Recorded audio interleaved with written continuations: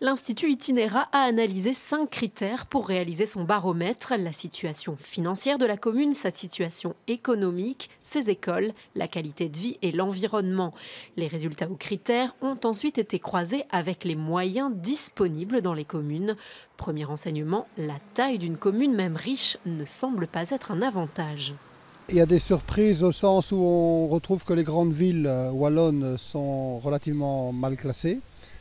Et que ce sont plutôt les petites communes rurales qui ont tendance à sortir gagnantes de ce classement. Dans le détail, le podium est occupé par Beauvechain, Plombières et Saint-Vite. En queue de peloton, Érezé, Antoing et Angis. La première ville à apparaître dans le classement est Nivelles à la 27e place. Wavre occupe la 116e place.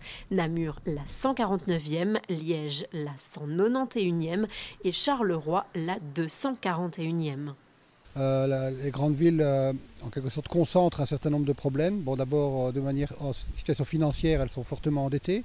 Du côté économique, elles concentrent les problèmes de chômage, les difficultés d'emploi. Du côté de l'environnement, il y a des problèmes de pollution et de traitement des déchets.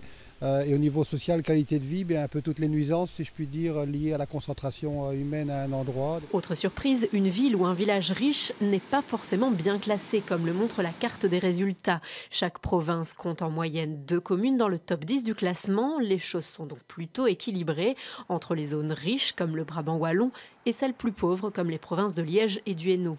On a toute une série de communes le long de la vallée, si je puis dire, de Sambre-et-Meuse qui s'en sortent pas bien. Pourquoi? Il faut aller voir un petit peu dans ces communes ce qui se fait, en quelque sorte. On trouve aussi pas mal de communes qui s'en sortent bien à la frontière germanophone. Peut-être qu'elles profitent d'un marché de l'emploi beaucoup plus porteur du côté de l'Allemagne, et ce qui flatte les chiffres économiques de ces communes. Selon son auteur, le baromètre n'a pas de visée politique. Son but n'est pas de donner de bons ou mauvais points aux équipes en place, mais plutôt de livrer un guide avec les points faibles et forts sur lesquels travailler.